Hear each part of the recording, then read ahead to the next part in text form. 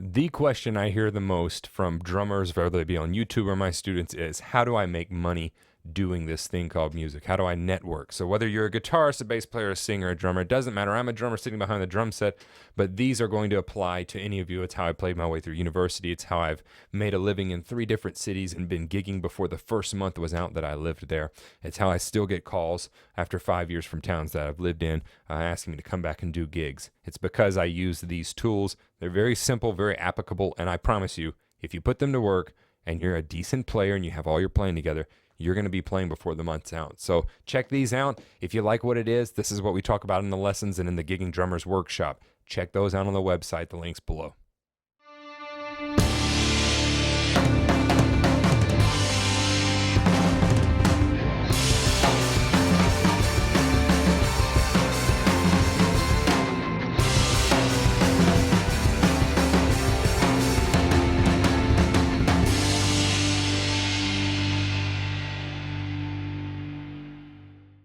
What's going on, guys? So we are talking about today actually how to make money. How do you get gigs? How do you get shows? Whether that be, maybe you don't want to make money. Maybe you just want to do this for fun on the weekends.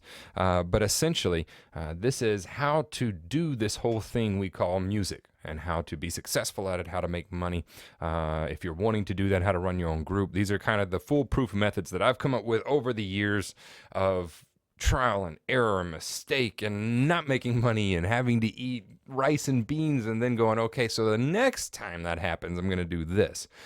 This is the basic rules and tools I use for networking. This is the same way that I got to play with top charting country artists. This is the same way I got good tours with both indie artists as well as signed artists. This is the same way I met the band and started playing with the band that I eventually signed with Universal Records with. This is how I get stage shows. This is how I still get calls 5 years after I moved away from my old town to come back and do shows. This is how that happens, okay? So it's somewhat of a blueprint of how you too can make this happen for yourself. Now, where I want to start is I want you to first take the advice from Will Denton. Will Denton was the drummer for Steve and Curtis Chapman, who's a Christian artist, very, very big Christian artist, as well as he was the drummer, I think, for LeAnn Rimes for a little while, and tons of others. So before I moved to Nashville, he gave me some great advice, and I had made a living in New Orleans playing music for a long time. I'd made a living in South Mississippi when I was going to university. I paid for my way through college, taking out no loans, playing music. And I emailed Will and I said, hey man, I'm looking at moving to Nashville. Is there anything I should know? And he was kind enough, he wrote me back a pretty long email, really nice email, and he just said, yeah man. And the thing that I took from it was, he said, treat every gig like it's Carnegie Hall. He said, when you show up, that's the most important gig you've ever played in your life. He said, bar none. If you put everything with that at the top of it, he said, everything else starts to fall into line because you're going to be on time. You're going to stay late. You're going to ask them what they need from you. You're going to clean your drums. You're going to tune your drum. Like, you're going to be the player that they're wanting because this is the most important gig you're ever going to have, even if it's just some frat party or some club. Even if it's that, at that moment, it's the most important. So let's go ahead and get down to the nuts and bolts of some basic things that will make you successful whenever you're doing this. I've made a living in 3 different cities now, and every time I moved, I was gigging within the same month that I moved. So these work. And if you come from another business, say you're in sales somewhere, a lot of this will be like, oh yeah, well, that's common sense. A lot of it's common sense in other businesses, and so it's, we just kind of need to take that and pull it over.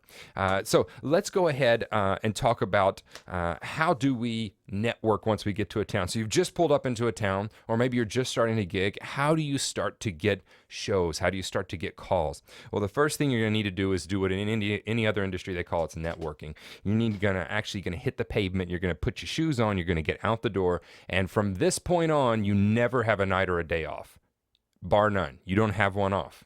Because your new full-time gig is finding gigs. That's your new full-time job. You're going to spend all day doing that. You're going to go out every night to different clubs and different shows. You're going to meet people. You're going to talk. This is what we're talking about. So when you go out to go ahead and do some research, find out the clubs that you want to go to, find out the places that are kind of the premier spots to play, and then target a few of those and start showing up frequently. Because I'll tell you, having been the house drummer for a lot of clubs, I start noticing people that show up frequently. I'm like, that dude was here 3 weeks in a row.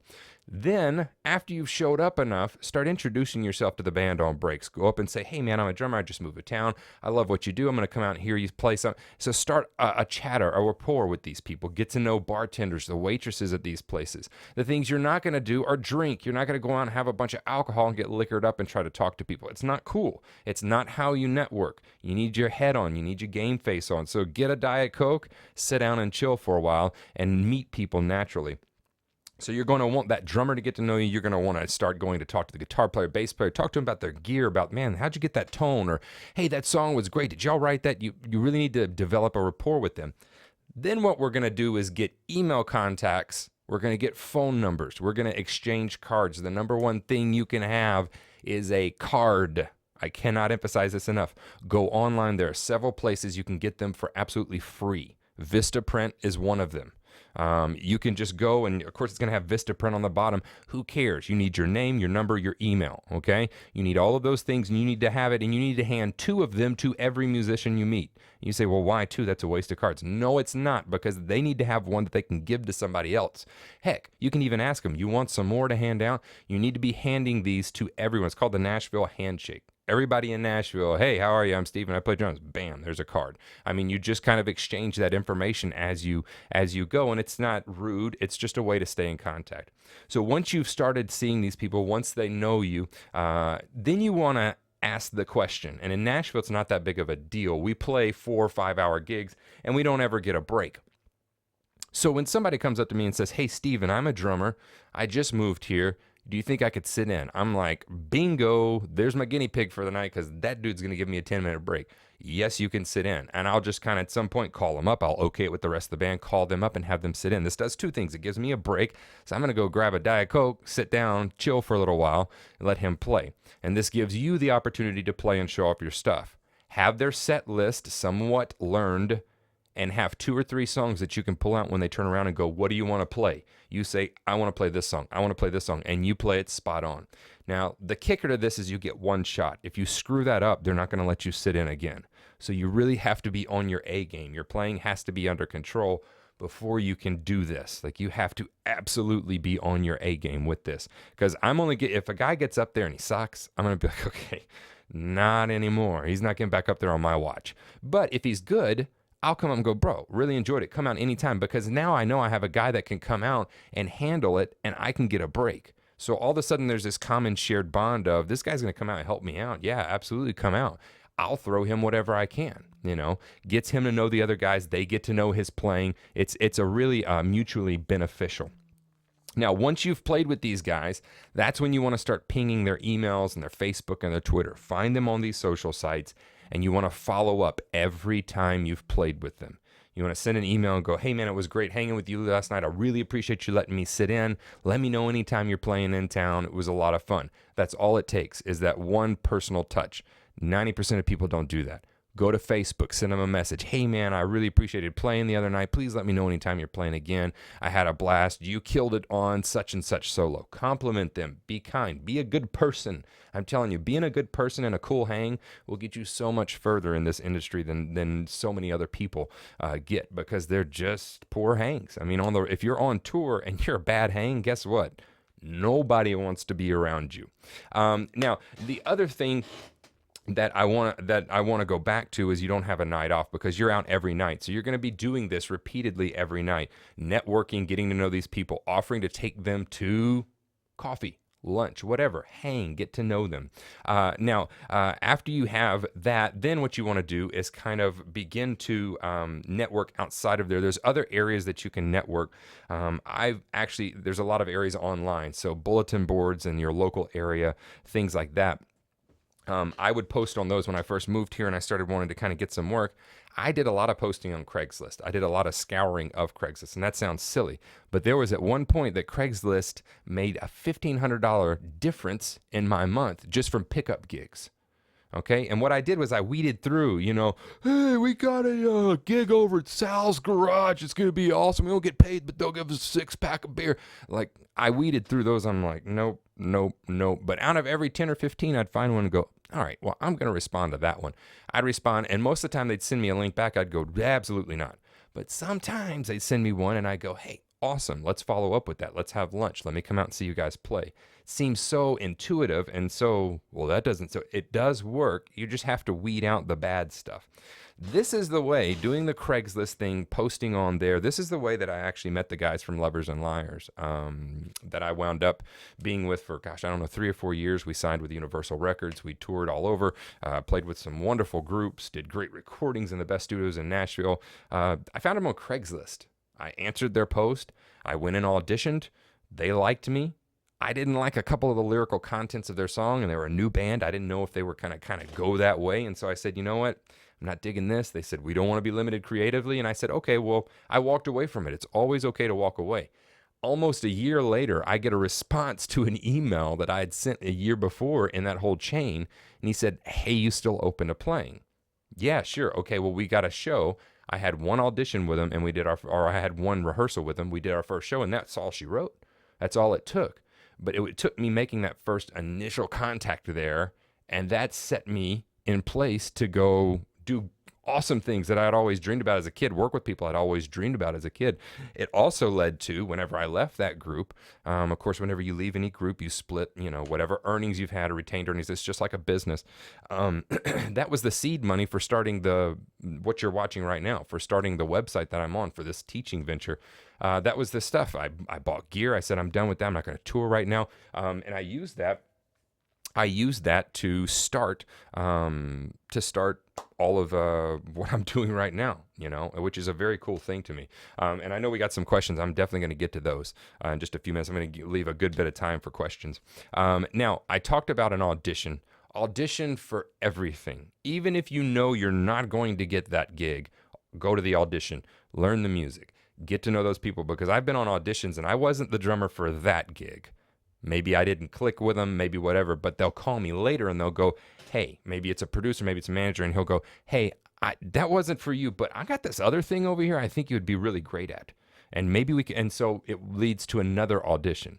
Plus, the whole art of auditioning is really hard. You get nervous, you get red light syndrome, you get freaked out. But learning that music and going to the audition and going through, like, being kind and shaking hands and looking people in the eye, these are the things that I'm telling you, these are the things that people ignore. They're going to get you the farthest. All right. Now, it's also beneficial to keep in contact with people from other towns that you've been, so you can use them in the current place where you're living. For instance, I was friends, and I had taught Darren King of Mute Math a few lessons when I lived in New Orleans. I was friends with that whole group, left there, finished up university, moved to Nashville, and I wound up back in New Orleans to see the Police reunion tour. And I'm walking back, and I'm like, dadgummit, I think that's Paul Meany, who's the lead singer for them. So I kind of waved over. I said, Paul, is that? And so he came over, and we started chatting about what he'd been doing. And I was sitting second row. I don't want to say I was farther up than him, but okay, I was. But we started chatting. He said, hey, there's this artist that Roy, who's their bass player, is producing. I think you'd really fit with him. I think he's in Nashville now. He said, you need to look him up. I'll tell him to give you a call. So I said, okay, cool. Never did anything with it. I actually forgot about it, came back here, and was doing the Craigslist thing, right? This is like 6 or 7 months later. And I come across a posting. So I email the guy. He sends me some demos, and I think, man, this is awesome. Like, this stuff is amazing. So I emailed him back, and he says, well, I'm working with Roy from Mute Math. And I thought, And so I said, what's your name? He posted back, and I said, okay, so here's a story. I saw Paul in New Orleans. And he was telling me about this great new electronic artist. It was kind of dark indie stuff that was working with Roy. I said, are you that one? He said, yeah, I'm that guy. I said, cool. Well, I would like to pursue this. And I said, let me know how to audition. Now, the cool thing was the response that he got. Because of the good name I'd built up in other towns, he responded back and said, if Paul thinks you're good enough, that's the audition. Let's go ahead and start playing. And that was it. So I got to go out on the road with this cool indie group that played this weird electronic stuff that I really dug. Never played the big crowds with that group, but I loved the music. So it's just kind of weird how you can network in and use these things. There's also a drummer I know named Darian. I went to university with him. Darian runs his playing like a business. I think he got a major in business and then minored in music. He graduated, moved to New Orleans, like running profit and losses, retained earnings. He ran himself like a business, networked in New Orleans and started playing with all of the Marsalises, especially Ellis Marsalis, who's a jazz legend, pianist. he was saving up to move to New York, and I was thinking, man, I don't know if that's a great move because New York's a hard town. He's got great gigs in New Orleans. Why would you want to jump cities? Why would you? I don't understand. He eventually did that a few months back. He's had his own group too, and so he moved to New York. Within the week, he was gigging using these same methods. Networking, telling people who he had played with, bam, bam, bam, bam. He had gigs in the week. His whole summer's filled up. He's only been there a couple months. I spoke with him the other night. That's what this does. This actually leads to paying stuff. So running yourself like a business helps. The other thing you need to get is a simple landing page. Go to Blogger or TypePad or one of these platforms, WordPress. Get yourself a simple landing page. Upload some good quality pictures of you playing. Put your experience on there, put your gear on there, and if you can, record yourself playing. Put a video up. YouTube's great to do. I use it all the time. Put a video of you playing up. This can be just a simple landing page. Make it look clean, make it look professional, give contact emails, all of those things. And you can even do like yourname.com. It costs $10 to go buy a domain name like that.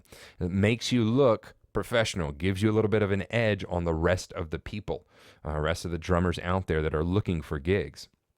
And so go ahead and get all that together. Now, if you shoot a video, please don't make it in like your parents' garage and there's like, carburetors over here and tires over here. Like, make it look professional. Get a white background, get some kind of plain background, get you playing to a track, have it well mixed, that kind of thing. Like, put some time into it, put some effort into it. The other thing, so we've got posting on Craigslist, we've got networking with musicians, which is just, that's the way to do it. No gigs beneath you. Let's go ahead and talk about that. When I moved to town, within the month, I was gigging here in Nashville, and I was playing this little place at the Jack Daniel's Saloon here in a hotel. And it winds up that the guitarist I was playing was out on the road with the band that was supporting Gretchen Wilson, who's a country artist. And he also got a gig with a girl named Danielle Peck, who had a top 10 hit on the country charts. Well, I wind up getting a call from this guy months later because we had played together on that little bar gig that didn't pay that much. We were playing like 4 people. But because I took that gig and networked that gig, then he's contacting me saying, hey, I've got this cool opportunity. The first show I played with her was 20,000 people. That's what networking can do for you, man. And this works in any town. I still get calls from the town that I started in Mississippi, to come play stage shows because I played the stage show. I showed up on time. I did my homework. And so I got networked as like, he's the stage show guy. He can do those stage shows. I started playing with orchestras. I could follow a conductor very easily and made sure I followed him. And so word got around like he plays well with orchestras if you need a drum set player. Let's talk about how you act on the gig, because that's such a big deal with if people are going to call you. My rule for a gig is no drinking if you're sitting in, absolutely none.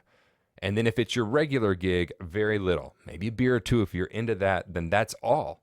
You need your capabilities and your capacities to play this gig. This is a business. This is a job. I've seen way too many artists lose great gigs because they just got sloshed too often. You just don't do it. Don't do it, man. It ruins things.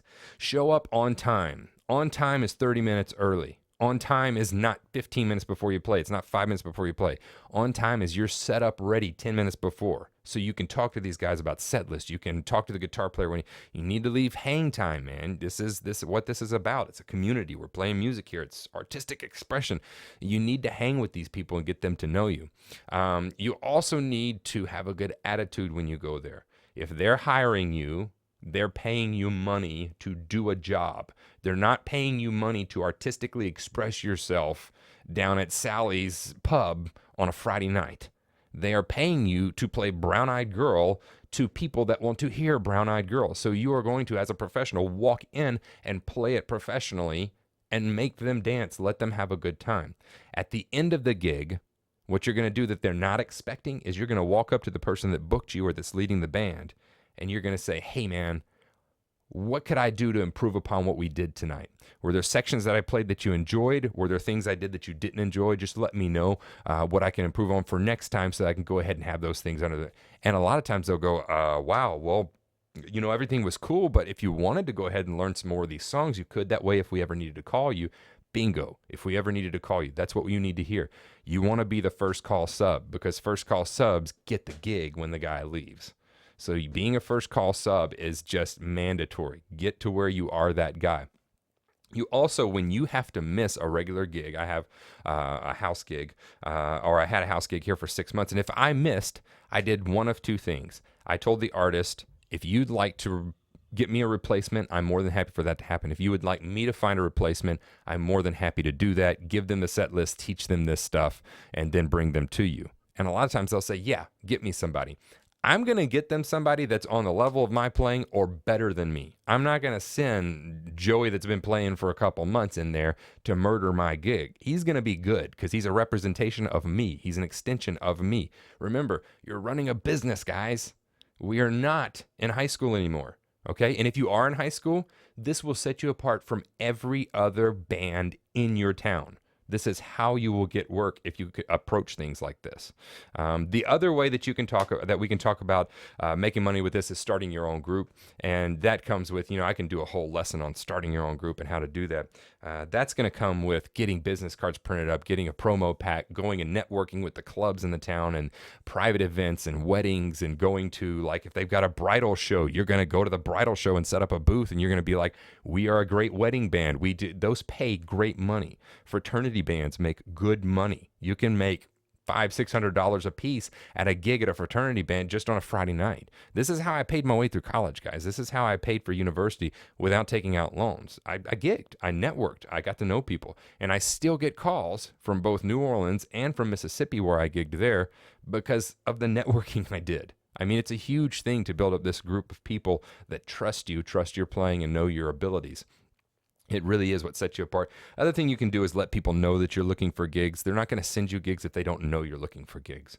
So teachers, other players, bass players, guitarists, it doesn't mean you're thirsty or hungry. It means that you want to work. If you're in sales, you go, hey man, I'm looking for some new leads. Or if you're in real estate, hey, I'm looking for some new listings. Same thing if you're in music. Hey, I'm looking for some gigs. Go ahead and anything you hear about, send it my way, and I'll give it a look, see if I can do it.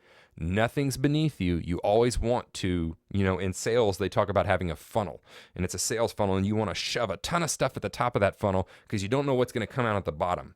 So if it all comes out and you're swamped, well, that's a great problem to have. But if only half of it comes out, you want that to be enough to live on. Okay, so that's kind of how we approach that, is get everything, let people know, teachers, bass players, guitarists, singers, let them know, hey, I'm looking. So hopefully this has helped you a little bit. I get a ton of emails and questions about this, both from you guys, my online students, as well as on YouTube and Facebook and my email, and how do I make money doing this? And these are a few ways that, this is the blueprint. It's very simple. Get to town, be a cool guy or girl, network, go put your feet on the ground and get out to places and meet people. And from there, things are going to start happening, man. I promise you. Let's take a couple questions here. Let's see here.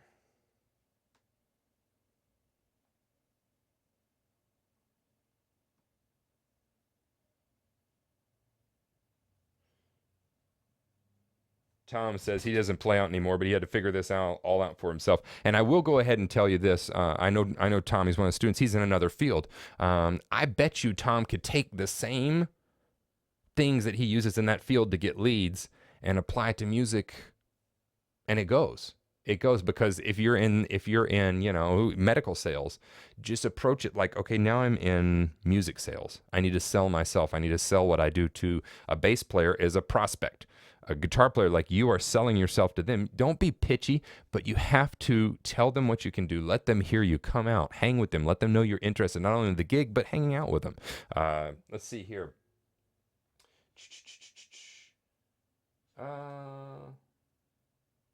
Any other tips on reducing being nerves or being nervous on a audition? Yeah, you need to know the music backwards and forwards.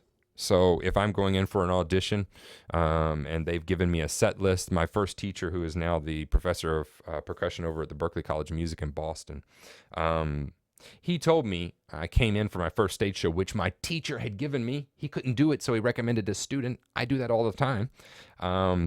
He sent me, he sent me that gig, and so I brought it into him. I'm like, I don't know what to do. It's Little Shop of Horrors, which is a stage show. He's like, man, this is great. This is great. They had the book. He's like, a week before you have this music and you can look at it. And then I said, well, they gave me this recording. He goes, oh my gosh, like he's freaking out. I'm like, this dude's crazy, man. You're getting a little excited over this high school stage show. He's like, this is a gift. This is a gift to have the music and to have a recording. And he's just going on. And it's true. If you have the recording and you've made charts, it really is a gift. Another thing I do is I make quickie charts for every audition. Even if I think I know the music, I go in there with my charts. That lets the band know you put time into that. That lets the band know, oh, he actually notated what grooves were, and he's not just going to come in and play whatever. I come in, and I usually will play exactly what they have on the recording, and then I'll turn around and go, if you want, I can put a different spin on that if we play it back through, and I can show you kind of more of my style, or, we can go with that. And a lot of times I'll say, no, we dig it the way it is. Completely fine. I did that with Lovers and Liars. The thing that got me the gig is they liked my style, because I kind of took what they were doing and morphed it into me and made it into something that I could do and express myself in, and they dug that. So I would do that. Make your charts. Make sure you know where you're playing a fill, what fill you're playing. Practice it to a click. If you go in for an audition, take a click with you, a metronome, because it's okay, because you're going to be nervous anyway, to look over, dial in the tempo, watch the little red light beep for a second, and go, okay, there we go. That's my tempo. And they're going to go, this guy's on his stuff, man. Like, he wants to start us off at the right tempo. So you're tapping the 1, 2, and then you're gone, right? So those are little things that I do just to reassure myself that, okay, I know the tempo, I know the groove, I know I can play it through with no, crazy fills like this. So I always have a base of operations that I come from. So this is as low as I'm going to go with my playing, but I can play so much more. But if I feel like it's a bad day, at least I'm going to hit this level. Let's see here. Anyway, not too many questions. Everybody's just been chatting, which is great. That's what you guys do in here while I'm teaching, is you guys actually chat, because there's several of you that have experience. Some of you are college students, some of you are teachers, and several of you have experience, and you're using these lessons to kind of further what you do, but you also have a wealth of knowledge for yourself. And one of you guys said networking works in almost any field. It absolutely does. Showing up and being a nice person. I can't tell you how many times I've been with a group or been with a band like my band, Lovers and Liars. We were all professionals. One guy ran a studio. I freelanced full-time and taught. And the other two guys were in actually different fields. So we all approached it like a business. When we showed up for a sound check, like, we're giving them charts of what our stage plot looks like. This is the lines we're running. And we had a really good attitude. Even if the guy was being a jerk, the sound man, we always went up after sound check. We said, hey man, we really appreciate you. You really got things sounding good up there. Thanks for working on this issue. Thank you. We thanked the people, the promoters. We thanked the people that booked us. And we would hear all the time, like, thanks for being nice guys. Thanks for not being jerks. Thanks for showing up and not being a complete a-hole. That goes a long way in this thing, because you're dealing in clubs and you're dealing in venues, and they don't have a ton of money, and they're trying to get people in, and they're dealing with drunks all night. So to have somebody that comes in, is sober, and actually communicates like they have some sense and thanks them, they're going to remember that. That goes a long way. Going out with people on the road, don't be a bad hang. Please don't be a bad hang. You're the worst. We don't want you out on the road. You won't be out on the road. Nobody wants to hang with that, right? So please kind of get yourself together. Always show up with a positive attitude, and you'll be surprised at how far it takes you. So hopefully that's helped you guys.